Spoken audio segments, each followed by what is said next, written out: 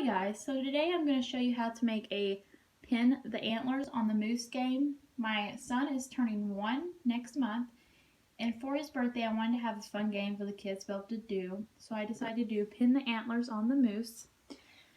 So I found this template online. It took me about 10 to 15 minutes to find one, so I will link in the description below this one so you guys can print it out. You have to cut like each body part out separately.